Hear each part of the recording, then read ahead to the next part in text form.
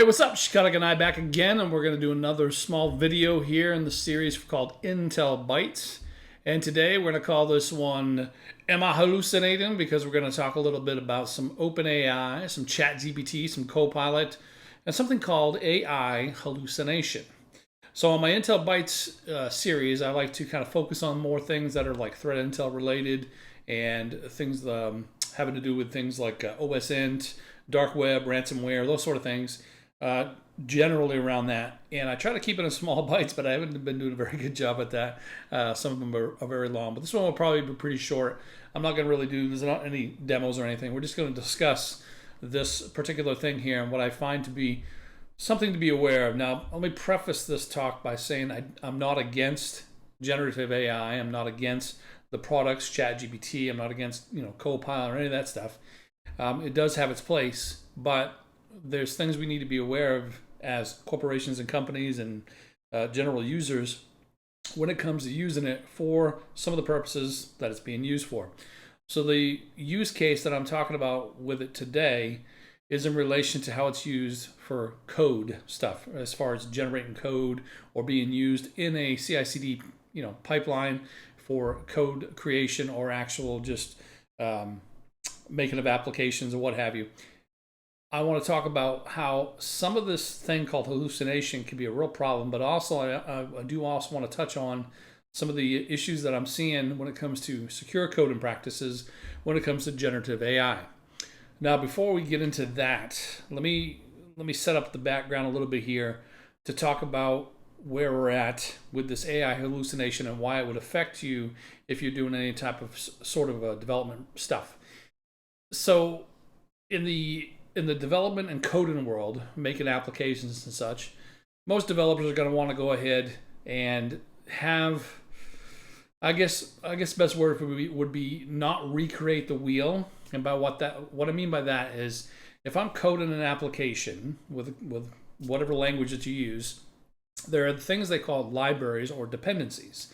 And the use case of that would be, for example, if I was wanting to write some code and I want some certain output or result to print to the screen, well, the computer doesn't know literally, what print means unless I tell it. I need to tell it how to print first, then I can call this print function to say print this to the screen.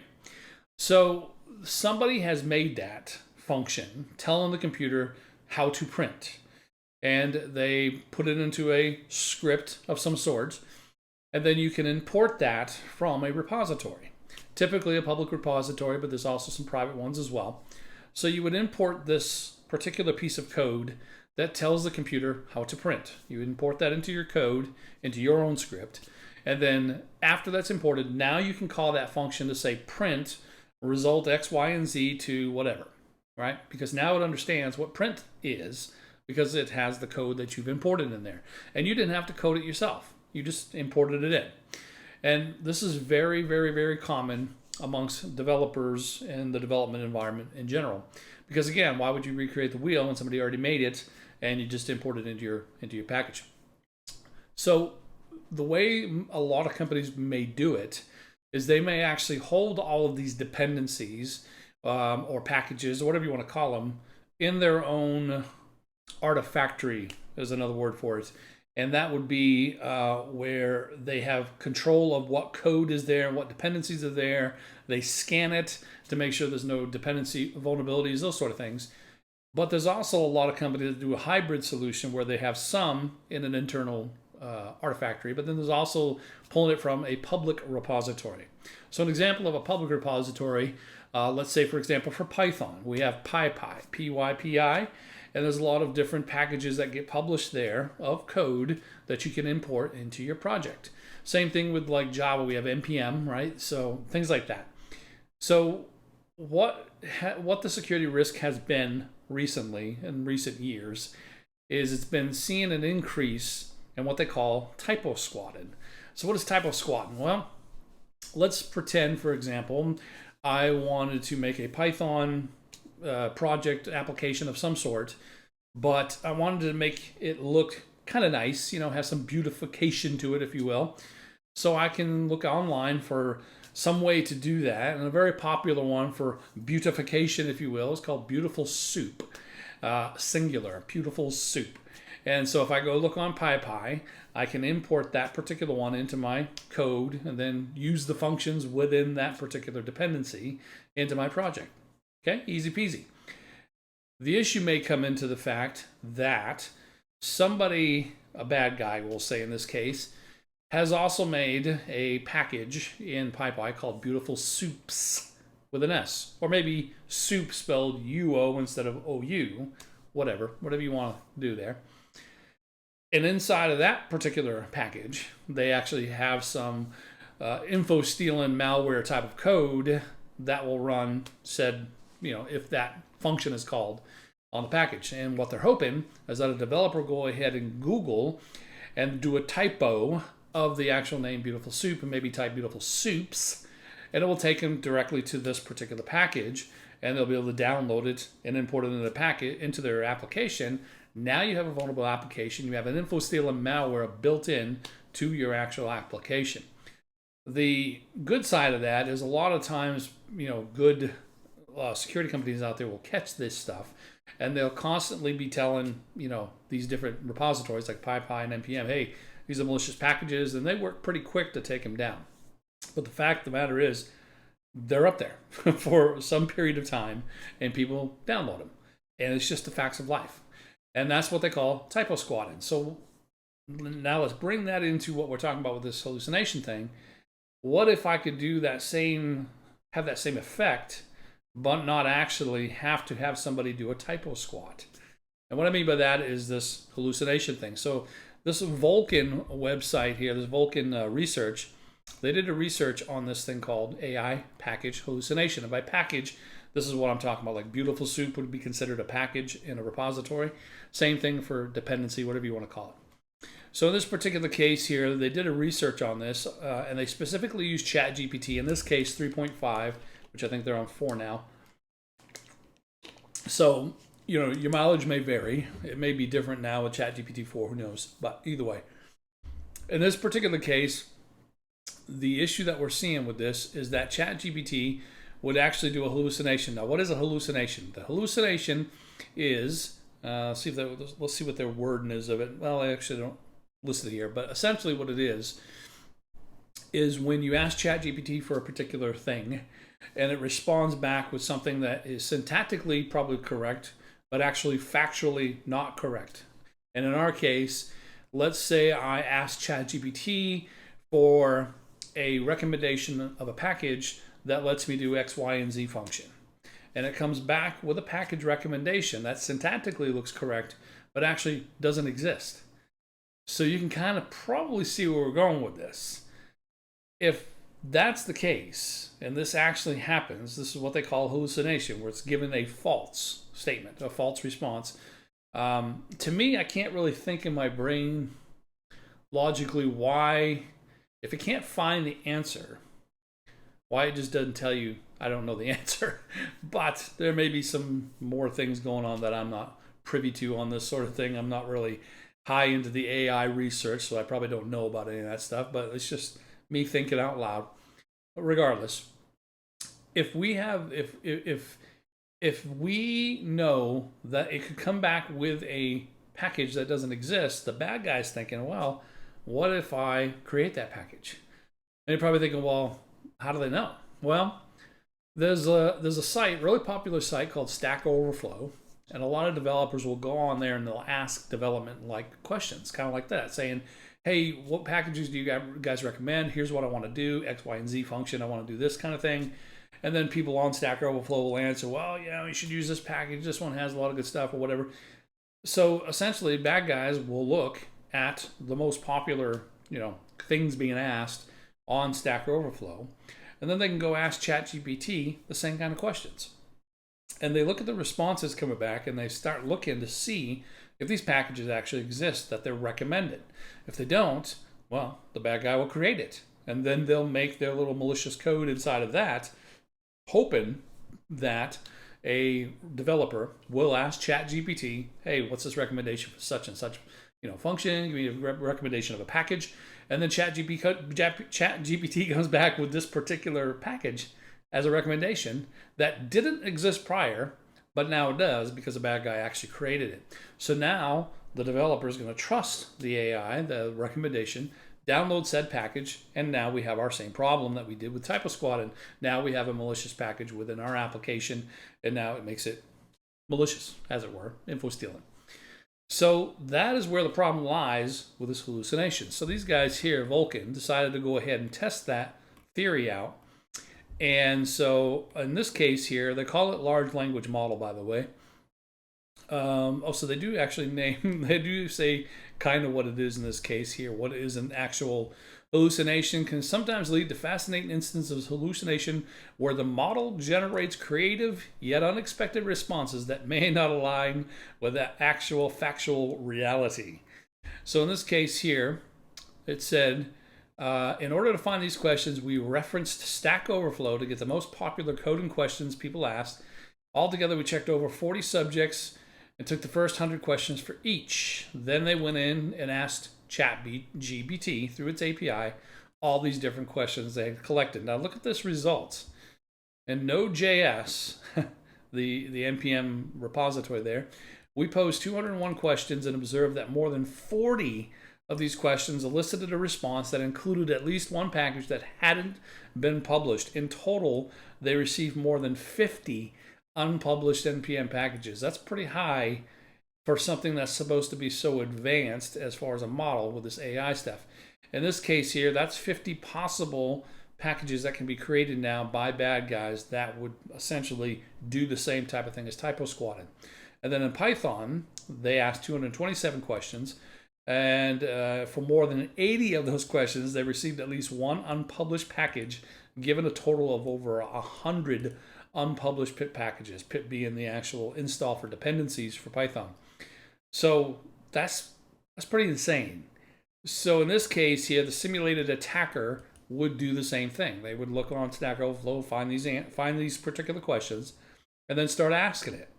So they actually did that here with this fictional package, and they asked, about this particular one here, and it gave a response for this package, and it didn't exist in NPM, right? So what these guys did is they didn't make a malicious app, but they just did it as a test, is they made that particular package, and so that when it gets asked again, it did actually reply back with it. So you can see here, the package is now available in NPM. They actually put it in there. It's nonsense code, so it's probably not going to be taken down because it's not malicious. So in this case, OrangoDB is the name of it. So then they start asking questions again of ChatGPT, and as you go down through, where'd it go? Is it up here? Right there. So this particular one here, one of the answers, I guess, coming back was this OrangoDB. And that's one of the suggestions of one of the 3 NPM packages that it suggested. So that's kind of crazy, a little creepy, if you ask me. That's a little bit nuts here, where we don't need to actually do that particular TypoSquatting attack. Now, Invicti also did the same thing, where they also went ahead and did hallucination squatting as well, and they did the same thing where they made a package that was suggested that didn't exist, and they come up with the same thing, same results. So this is an issue of trust, essentially. So if you're using it to ask it development-like questions to aid your developers into finding correct packages and speeding things up in the development process, that's all well and good, but I would suggest you probably do a manual code review and not trust whatever you get back from these open AI sources. But that also then begs the question, why do it to begin with then? Right? Why use it to begin with? If you don't trust it, why don't you just go ahead and do what you've always done, is just go out and look for it yourself, and then look through the source code or what have you, because we're hoping that you're doing a little bit of what they call SCA and SAST, source code analysis, and you're making sure that the stuff that you're bringing into your packages and your applications don't have malicious functions in them or introduce new risk, right? So in that particular case, again, it does kind of beg the question, why use it? Because it's just going to be me doing a manual review anyways. The time saved having it do the research for you quickly may be compounded, or may be actually the same as the amount of time it would take. Well, actually, let me rephrase that. If I were to have done it correctly from the start, I may have tacked on more time by doing it this way, because now I have to go out and do a manual code review of everything that's being recommended because I don't trust the AI. So that could be a little bit of an issue. Again, I'm not against these being used for development sort of things. It used to be that they used to go ask Stack Overflow, and there was used to be human people responding. Now, of course, those humans could be bad guys too, and responding with answers, the same scenario, but it's not probably as likely, I would say. I could be wrong, but probably not as likely. But that's kind of replacing that whole Stack Overflow workflow that we're used to. The other issue we come across, other than hallucination, is in the form of insecure code. So when you have a development environment at your workplace, it's always a good idea to make sure they're schooled and trained in how to do secure coding. So what do I mean? What do I mean by that? Well, it's what they call a shift left concept. If I didn't implement any type of thought of security while I'm doing coding, and I commit it and make a project, and it goes through the pipeline and it gets created and gets pushed into production, there's going to be a lot of time spent. First, there's going to be a lot of money because of the risk that it probably will introduce and some of the issues that may come from that. And once those issues are found, then it's going to cost more time and money to take that back, take it out of production, go back to the drawing board, try to fix it from the original where you actually originally did it, try to dig into the code to find out where the issue is, fix it, then recommit it, then rebuild it. If you would have done it correctly and securely from the get-go, you could probably eliminate a lot of that time and a lot of that risk. So they call it shift left, and they have tools like LinkedIn tools is what they call it on your IDE when you code that will kind of help with this sort of thing. But nothing beats really good secure code and training. I'll give you like an example. Let's say, for instance, we're writing something that takes input from a user and then it checks the back-end database for something, right? This is the sort of scenario that's kind of ripe for SQL injection flaws, right? So you could do something what they call parameterized queries, which would mitigate some of that risk. And if you were to code that in there from the get-go, you probably would have hardened your application from the beginning against a lot of the more prominent SQL injection attacks. Another example would be something that's very common called race conditions, where you have a multi-threaded process, and if one process starts before another one finishes, you may run into a condition where one thing is answered before the other thing is finished being asked in the question kind of scenario. So you can employ some sort of atomic lock to those functions to make it synchronous so that one thread can't start without the other one finishing, those sort of things. If those are not done from the get-go, from the very beginning, later on you'll find you have problems with race conditions. Now you got to bring it back and do all the different fixes for it and then recommit it and all this other stuff. So it's very important to make sure that you're doing secure coding while you do your actual coding of the application. And a good one to follow is like the OWASP. It's kind of the be-all end-all of web application security. So they have an OWASP top 10, and they have a secure coding guidelines that you can follow and stuff like that. So it's always important to do that. But we got a new problem that's being introduced here, because now a lot of companies are using this generative AI to actually generate the code. So it's not really necessarily the package situation where we have the hallucination and bringing a package in or asking it a question. It's saying generate the code for my application. Now, again, this falls into an issue of trust. Do you trust what the code is generating is good, solid, secure code? Well, Invicti did a little test of it here with Copilot. And again, I'm not crapping on Copilot. I'm not crapping on ChatGPT. I'm just pointing out things you should be aware of, because these are all solid tools and they all have great uses and great use cases. I'm just making you aware of one use case where you should be cautious. So in this case here, we have the GitHub Copilot, which is very popular and used by a lot of companies. And in this particular one, they wanted to kind of test if it actually generated code that followed secure coding. In other words, like OWASP top 10 related things. So in this case here, they started off by making or having it make a PHP application. So the suggestions it gave to make a simple PHP application. In this particular case, after they were done creating it, and this is all, and I'll put all these links in the chat so you guys can see it, but this is where it's starting to introduce where the issues will lie. But if you scroll down here, let's take a look at the actual results. So when it was generated, it found that it actually had a lot of the top 10 list of OWASP top 10 stuff. You know, the app was vulnerable to these things, such as SQL injection, such as sensitive information disclosure, session fixation, XSS, we-cached algorithms. So these are things that Copilot suggested. So it's unclear to me if the source of these generative AI, and this may not just be the case with Copilot, because Copilot uses the OpenAI, I believe, 3.5. I don't know if it's using 4 now or not, but I guess I'm kind of curious whether or not it's built into these AI to approach it from a secure coding standpoint from the beginning. But in my mind, I don't know if they would do that because they want to make this appeal to a mass audience, and there's a lot of convenience that is taken out of an application once you start putting security in. So they may want to appeal more to the mass audience by just saying, oh, you want to do X, Y, and Z? Well, here's the code to do it. And you worry about securing it yourself. That's my guess is what's going on. I don't know if we can actually expect it to include that, but it's something you need to be known of, that it may not generate code that uses secure coding principles.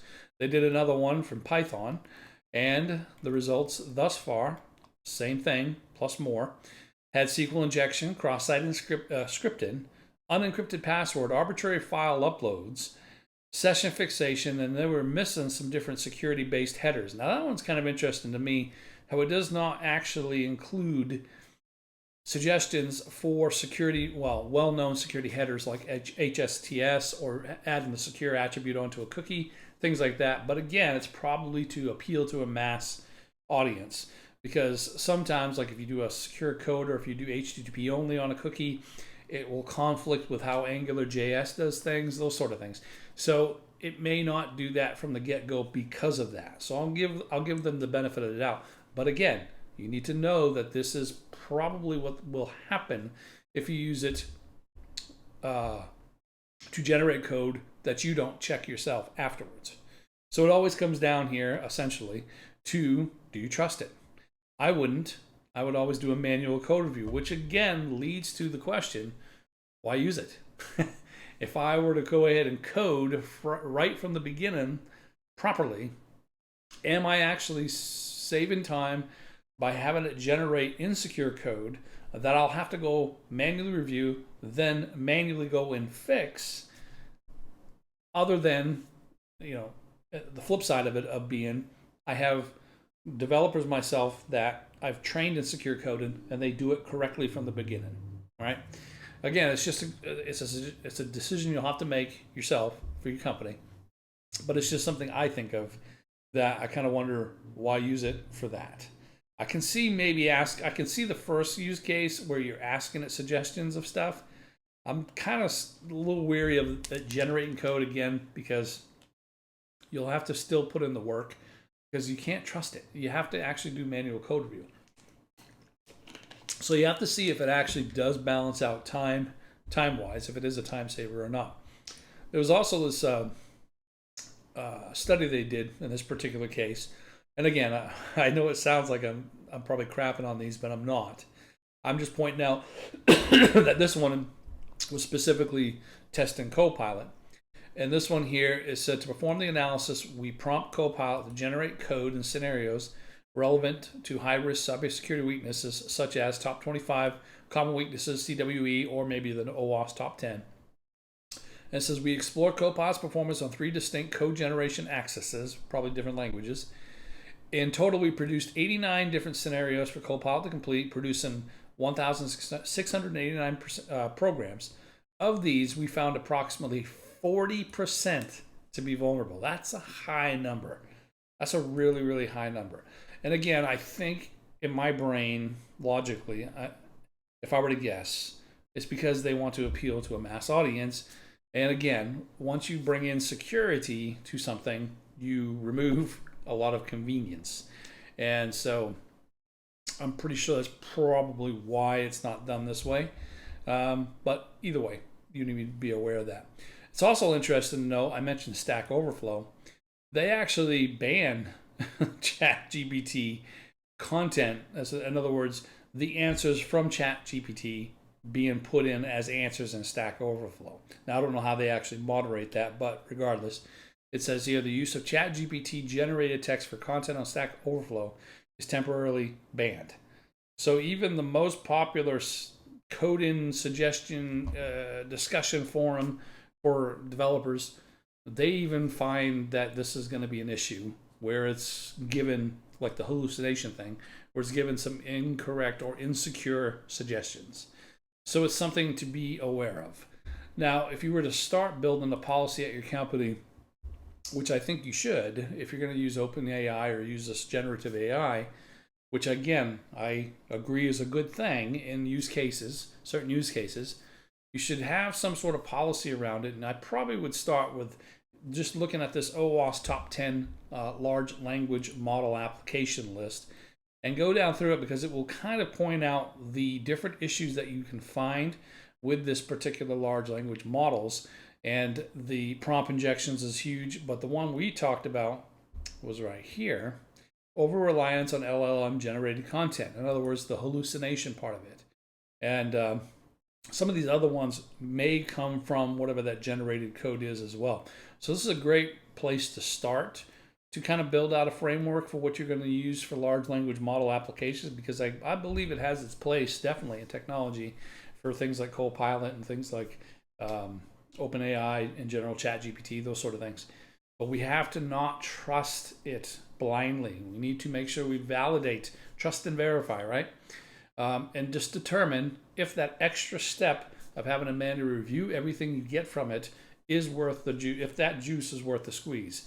Because sometimes it may not prove to be efficient or may not prove to be quick when it comes to that again. So anyways, just my thoughts on this. I thought you guys would be useful things for you guys to know in case you are going down this route, which a lot of companies are, and for rightly so.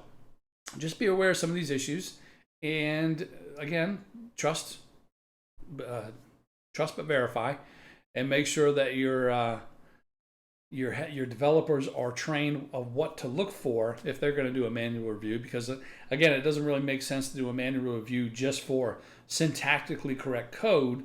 You also want to do a manual review for the secure coding part of it. So if your developers doing the review aren't trained in secure coding practices, it's probably a good idea to get them trained in that first, so they know what to look for, as opposed to just, hey, this is not syntactically looking correct, and this is extra functions that just duplicates or something like that. I don't know if code bugs or code smells or whatever you call them, I don't know if that's really the top of the thing we should be just focusing on. So again, if you're going to do secure code manual review, make sure they're trained in that sort of thing. Anyways, I hope you guys enjoyed this video here from Intel Bytes. This one here about hallucination, and I plan on doing some more of these again, a little bit shorter ones. This one's shorter than most of my other ones. And but you can check out my YouTube channel, because I have some other videos I do, like pop, another server drop, where I go in and start doing some CTFs and explain what's going on with the CTF and show you how it's done, to demonstrate like hacking concepts and stuff. But I do a lot of these Intel Bytes one as well, where it's based on threat intel, dark web, ransomware, those sort of things. So I hope you guys enjoyed the content. If you do, like and subscribe. And till next time, peace out, players.